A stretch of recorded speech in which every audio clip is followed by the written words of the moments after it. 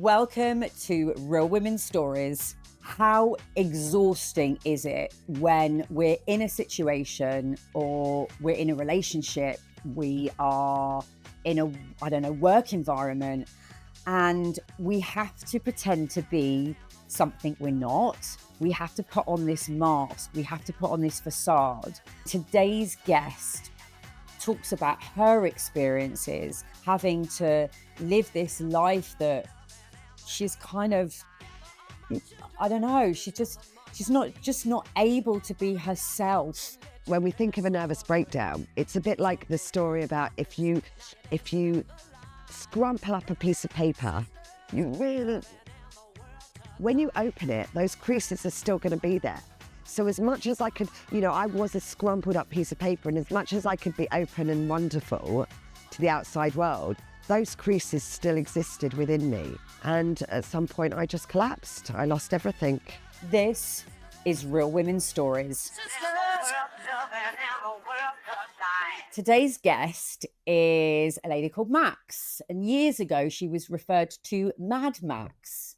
I don't think Max is mad. I think Max is the most wonderfully, articulately, beautifully spoken and very vulnerable woman. She's a strong woman with a strong personality, with energy, with spirit, with life in her. But that life was sucked out of her at some point, and she had to rebuild herself. She had to rediscover herself, and she had to go on a journey that took her through a roller coaster ride, hitting complete rock bottom and having to get herself out of a situation and realize there is light at the end of the tunnel. I know in all of our lives, there has been moments where we just feel that we've hit rock bottom, that the world has just completely sucked every bit of energy and life out of us.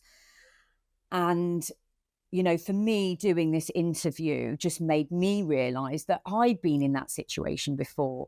So if you have experienced that, be it on a huge level, on a micro level, this interview is exactly where you want to be today. Max, thank you so much for coming on to Real Women's Stories. We've known each other for a long time. Lots of my guests I've known for quite a long time, because for me, watching people's journey and then reconnecting with people, and then understanding what happened in that journey is so important. Could you just explain who you are? My name is Maxine. I'm now a life coach. 4 years ago, I was just a mum. I was volunteering. I had a very lovely life. I had everything. I had all I needed. I made plans for my future. I had goals. I had stability. I had security. And then in what felt like a moment, it was all gone. When I say all gone, I became pretty much homeless. I lived with my family, my brother. I became penniless, relying on universal credit. And the life that I'd known was swept from underneath my feet. I remember seeing some posts that you were doing on Facebook and on Instagram. And we ended up having lunch. We ended up having lunch. We ended up talking about the colour purple, spirituality, our connection to the universe, the coincidences or recollections or experiences that we were having that were maybe somewhat surreal. And we found a lot of commonalities. Your story was from many years earlier. We couldn't have had kids. We couldn't have been married. Our lives were connected by our family, friends, and those connections. So actually, there was probably about a 15-year window between your recollection and mine.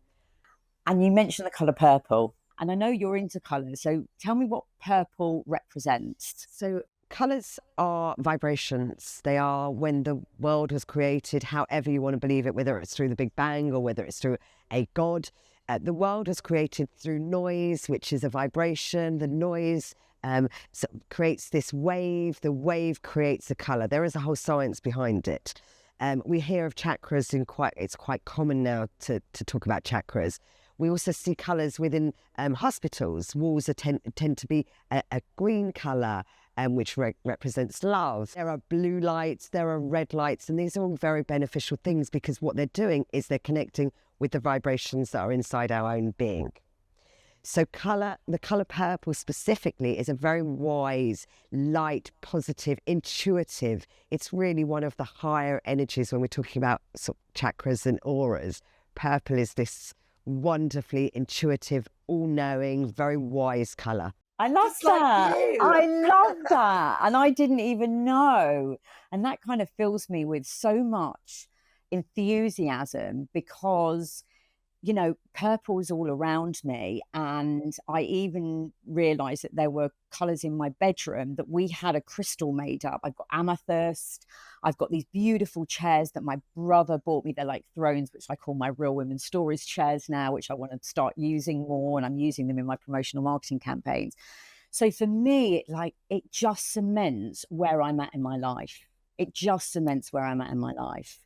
So in terms of where you're at in your life, I feel that there are a lot of women in this world that go through a similar experience, but we just don't talk about it.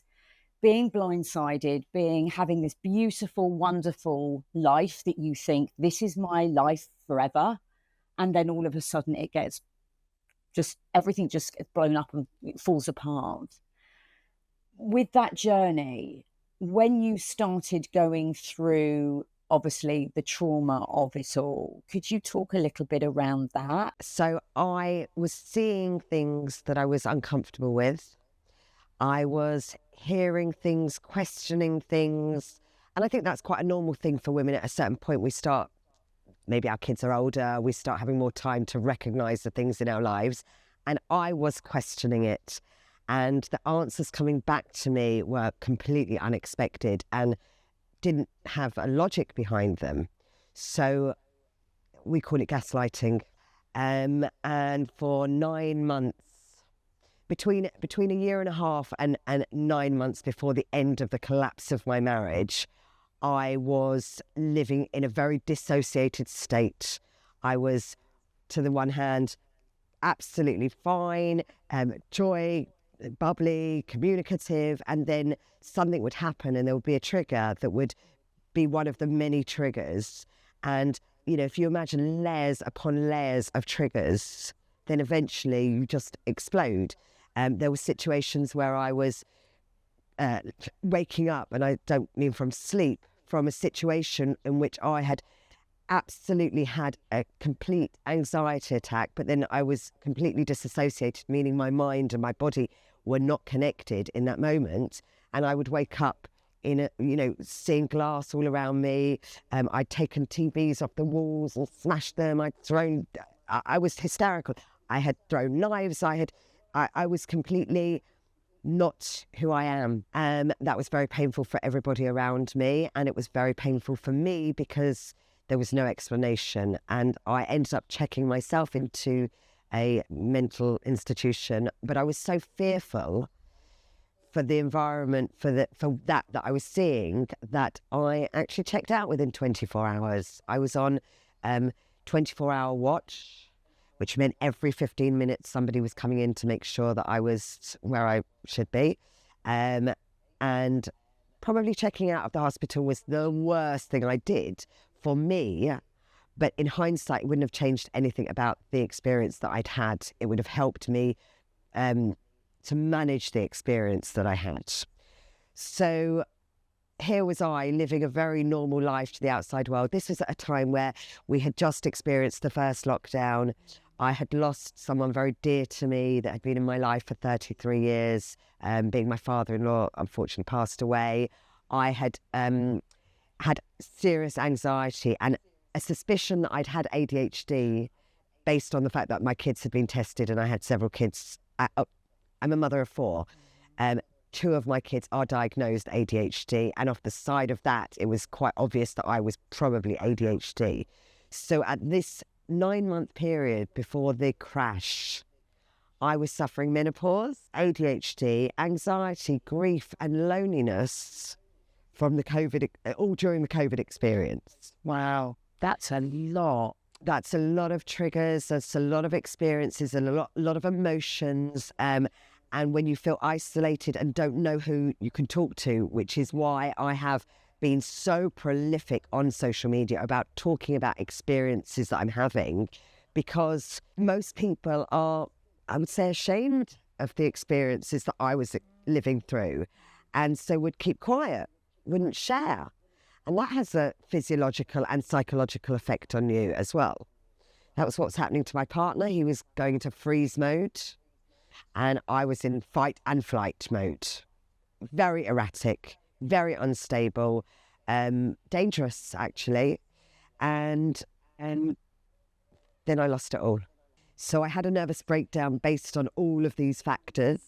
And it's funny because when we think of a nervous breakdown, it's a bit like the story about if you scrumple up a piece of paper, when you open it, those creases are still going to be there. So as much as I could, I was a scrumpled up piece of paper, and as much as I could be open and wonderful to the outside world, those creases still existed within me. And every one of those creases hit my vagus nerve, the core central system of my nervous system. And at some point I just collapsed. I lost everything. How on earth did you get yourself out of that situation? Because I'm just trying to imagine it, and I know that there are some things you can and can't say, and I appreciate that. But I really want to talk about emotions more than anything, because this is where other people might be in this situation. Somebody might know someone else that's in this situation. If they're having a breakdown, they're having a marriage breakdown, a mental breakdown, what did you do? Like, how do you navigate that? I think it's about trusting myself, and at the point of no return, the blessings was that I was able to cull certain people in my life that had in times made me feel very uncomfortable, and I didn't know why. I had loyalties to them for one reason or another, and this situation that I found myself in allowed me to step away from what was considered my normal lifestyle, my normal circle, and look and see, well, who's hearing me? And it turns out a lot of people were not, because I was deemed the crazy one. So how did I get out of it? Thankfully, I have an incredible family network. I have a few people that when I was looking at my world from the outside perspective, that I thought, they're my people. And I actually hid for a while. I hid for many months. I used my voice to share my story, but I became a shadow of my former self. I turned down arrangements left, right and centre. I was actually emancipated at that point. I had lost so much weight and I didn't even have the strength to carry myself. So I had to stay with family, and I had to be very cautious about who I then allowed into my life, which is a blessing. I then taught myself to find a golden lining in every situation, even situations where I didn't think that there could possibly be a golden lining. It might have been, oh, I'm able to remove myself from that situation. There's the golden lining. So I hung on to this phrase that I was taught by a coach. What's the golden lining? What are you going to achieve from this? What pleasure can you derive from this, even if the pleasure isn't now? And it was little steps that I took. Every time I walked outside my house, I second-guessed everything. So it would be, okay, so what's my gut telling me, left or right? And I had no choice but to only trust myself, because that's all I had left. I also relied heavily on yoga and setting myself small challenges daily. So one of my challenges was to consciously breathe. Yeah. Sit down for a couple of minutes and just consciously think about every movement that my body is making while I'm inhaling and exhaling. It was these small tiny steps. And the biggest thing I did, which is the biggest lesson that I can ask for people to learn, is to stop with self-judgment. Everybody's telling me, well, you had a part to play. I did. But I didn't want to focus on my part, because whilst I focused on my negatives, I was then putting myself in a place of judgment. I was judging the fact that I was screaming my responses. I was judging the fact that I would storm out the house. I was judging the fact that I would block people on the phone. That's not healthy. To judge ourselves is actually to hurt ourselves. Then I started understanding that if I can hurt myself, I can heal myself. So I had to be strong enough to ask for help, trust myself that who I was asking were the right people. And I feel actually now that my 4-year demise and rise has been actual blessings. It's like layers. And I think, you know, as coaches, we kind of concentrate on people seeing the positives, because whatever situation you can be in, you can always find a positive. Even if you've made a wrong choice and something terrible's happened, what have I learned from that situation? What have I learned, and what can I take forward with me? And I think that is one of the biggest kind of take homes for me. That's your golden, what did you say? Golden lining. Your golden lining. If someone's listening to this and they may well be in a situation similar to what you have been through, what would you say to them? I'd love to say the stupid statement that most people say, time heals. I'm not sure that time heals. Time does go fast and slow. And you will find in that time moments of peace. Those are the times where you really want to just try and remember how those moments feel, so that when you're in a traumatic state of mind, you can then try and calm yourself down and remember those moments of peace. Try to hold on to those. When you're in that moment, how does my heart feel? How do my fingertips feel? Am I relaxed? Do I feel hungry? What environment am I in? What can I actually physically feel? Try and make as many notes about those moments of peace and what's happening with your body in those moments. And those you'll be able to access a little bit more when you're having a traumatic time. Is it the word? Is it like you need to try and bring yourself back to where you are? So by, you know, the physical feeling of touch and smell and being aware, it's the awareness, isn't it? It's bring yourself back to your awareness of and your breath and the senses that you have around you, which could then create the connection rather than the disconnect. I would also add, don't judge those moments where you can't lift your head off the pillow, where you've got a pile of dishes in the sink, where you've got clothes on the floor, or where you just physically cannot move. If those things are happening, you're meant to be experiencing that in that moment. Be kind to yourself, like you would a friend. What would you say to a friend that's in this situation right now?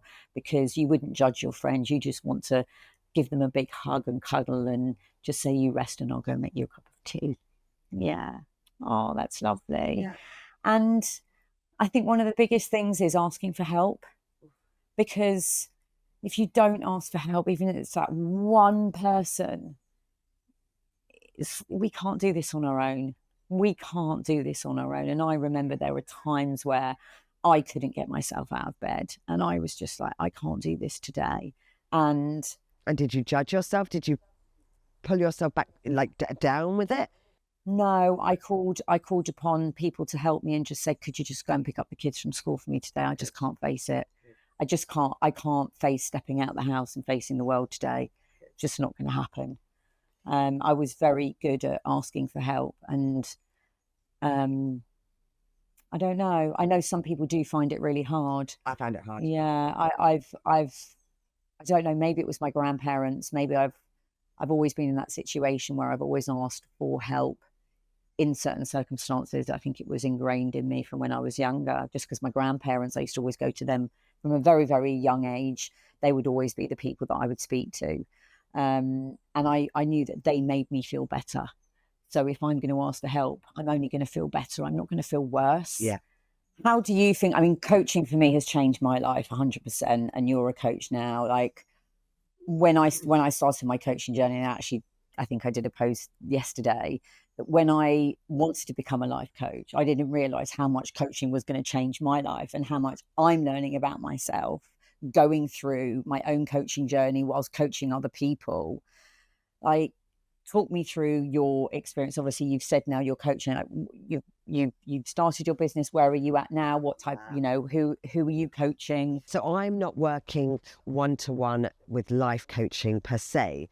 I have a program that involves the energetic cleansing and the psychological rebirth. So I work with 1 or 2 clients a month, and we do a lot of energy work. We do a lot of rediscovery. Yeah. I'm working with people who are experiencing changes in their life, who are at crisis point, who are challenging obstacles, and I'm supporting them through releasing any past energy that resides within us and planning and structuring their futures. And I work actually with a lot of holistic therapists supporting them. My goal in life is to provide access to holistic therapies to as many people as possible. And with that in mind, I actually host wellbeing events. Amazing. So it's a culmination of life coaching and sound and yoga therapy. And that's amazing. And I think it's important when people start working with other people that they understand where you've come from, because that's the pull. Because so many of us go through situations, but we want to work with people who can be empathetic, who understands, but also you've come out of that. You found the strength to maneuver yourself out of that. So to work with somebody who has been through those moments, that you will not be judged, you can be vulnerable. We can unpack everything, or you can unpack with your clients everything they've been through with no judgment, and with a care and with a soft arm around them, just to support them to go forward. And I feel your energy, and I think we were drawn to each other each time we've seen each other.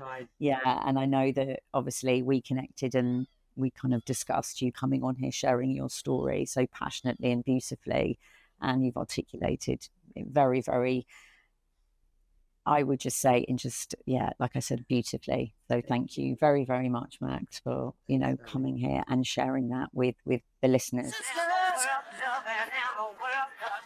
Speaking to Max today has made me realise how much I have learned about myself in my life, and how much coaching has changed my life.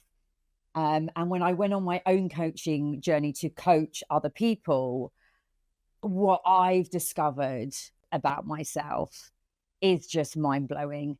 And to have listened to Max's journey and how she always kept the core of who she was. She never kind of shone away from that. But the rediscovery of how she can take that forward in her life now in a really positive way and step into a space where she can truly and utterly be who she is. And that is what coaching does. And if you are enjoying these episodes, and you do fancy a bit of coaching, or just want to understand what coaching is about, then you can get in touch with me. The podcast has an email address. It's therealstoriespodcast@gmail.com. That's therealstoriespodcast@gmail.com. And if you just want to drop me an email, I can set up a conversation with you, because that's what it's about. Coaching is about having conversations, and through the strength and the power of me asking you questions, we can go on a lovely, beautiful journey where, things can start changing in your life. You honestly will be so surprised if you've never gone on a coaching journey before about how life-changing this practice can be. And it would be my absolute honor to take you through that journey. It is kind of coming up, or we are in the summer at the moment, and I'm sure lots of you are probably planning your summer holidays. So I do have some spaces in my diary, and if even one of you just fancies a little chat with me, I know that you can hear me, or if you're watching on YouTube, you get to see me. But if you really want to get to know me a little bit more and my coaching style, then just drop me an email and we can see where this journey can take us. So I hope you've enjoyed this week's episode of Real Women's Stories. I am so grateful for you guys listening and following me. And if you're not, then just hit the follow button or subscribe on YouTube, whichever platform you're on, because I'm so grateful, and I love giving you and building this community for you, for the listeners. And if you're interested in learning about coaching, catch me for my midweek episode of Real Women's Stories.